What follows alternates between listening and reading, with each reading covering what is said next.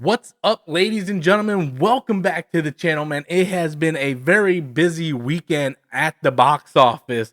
And Sinners, man, I can't even tell you how great Sinners is doing, and it makes me absolutely happy that a smaller movie with an original story is doing so well at the box office. Like, it only dropped like 6%, which is like unheard of. Like, I'll pull it up right here for you guys. You see Sinners came in at number one again this week with a negative 6%. Now, the reason why that's like so big, because normally a movie, when it goes from week 1 to week 2, it drops like on the average 50 to 55%. Sometimes you have like a bigger movie, it'll drop like 70%, 60%, but normally between like 50 to like 65%. Like, that is like the sweet range right there. Like, that's like the sweet spot for where movies drop off.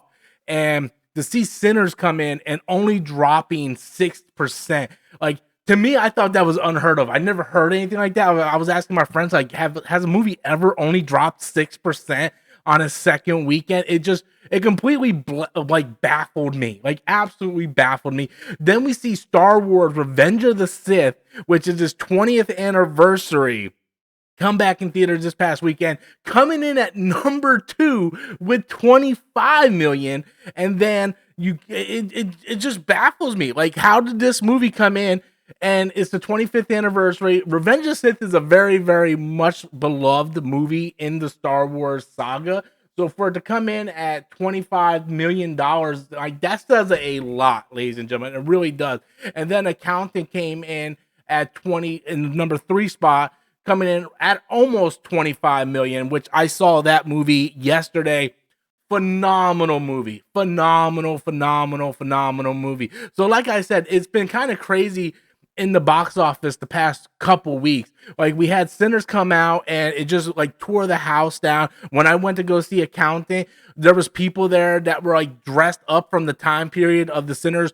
Ryan Coogler just tearing it out of the park with Sinners. Like, I absolutely love that movie. And like I said, I seen Sinners, or The Accountant 2 as well. I caught a matinee Sunday morning. Really enjoyed the movie. I highly recommend it. I was thinking about doing a review, but it's so weird to do reviews on my channel because I want to talk about these movies, but then it like just doesn't get the engagement. It just, people just do not care. But hey, if you do want to see an Accountant 2 review, just write in the comment box, Rob, we would like to see an Accountant 2 review, because I would really much like to talk about this Ben Affleck, John Bernthal film directed by Gavin O'Connor. Absolutely had a blast with that movie. Like, right now, Sinners and Accountant are sitting in my top 5 easily, with Sinners as my number 1. And sort of by default, Accountant 2 is sort of my number 2, but there just hasn't been that many films out this year. I did go see Revenge of the Sith this past Saturday night. Adam came into town, so me and Adam, we did a double date. It was me, my wife, Adam, and his girl.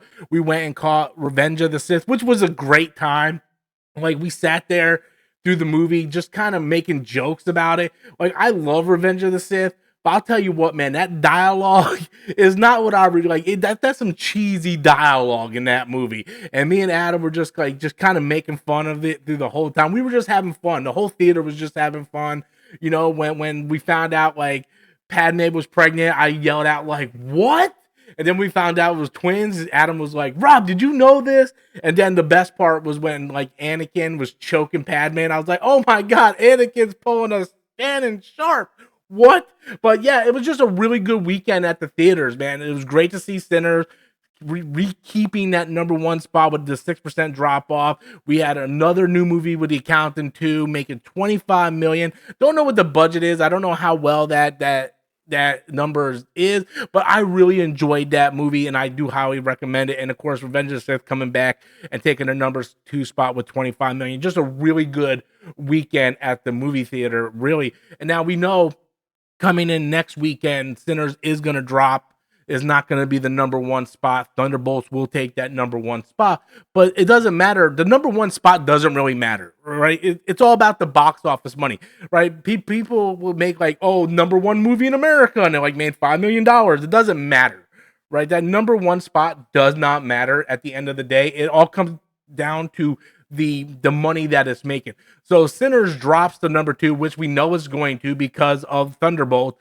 If it still like maintains a very small percentage of the drop, and it's like I don't see it dropping 6% again next week. Like maybe next week it'll drop 50% like normal movies do. But man, if the word of mouth is good and this movie's still trucking and it can make anywhere between 25 and 30 million again next weekend. I mean, this movie's already been a massive success. Like this movie's already doing things that we are unheard of with the 6% drop in a week too. And like, do you notice how the woke community ain't screaming nothing about like it's woke? You can't, because it's an amazing movie. You can't say that. So yeah, when you put out a really good movie, you can't rely on the same grifters grifting the film. And with a 6% drop, it is very apparent that it's not only a good film, it's getting great word of mouth, and people are going back to the theater and see it. And that, I think, is absolutely amazing. This is a movie that I'm going to be picking up on Blu-ray. This is 100% a movie that I'm going to be picking up on Blu-ray. I'm a big fan of Ryan Coogler. I think Creed is still my number 1 Ryan Coogler movie. I love Creed. This is easily my number 2, but I can see where people would put Sinners as their number 1. Just Ryan Coogler, he doesn't make bad movies, guys. Even his worst movie in his portfolio, which I would have to say is probably Wakanda Forever, is still a phenomenal movie. Think about that. His worst film is still a phenomenal movie that got a lot of Oscar nominations. So that just shows you how great he's one of those directors. Like I was saying with DJ, me and DJ is sort of on the same page. It's like you throw the name Ryan Coogler directed by on the screen, you don't even need to show me a trailer. You could throw a black screen out there like this and just put Ryan Coogler directed movie, and guess what? I'm gonna go see the movie. I don't care what it is. There are certain directors in Hollywood that I would put up on that list.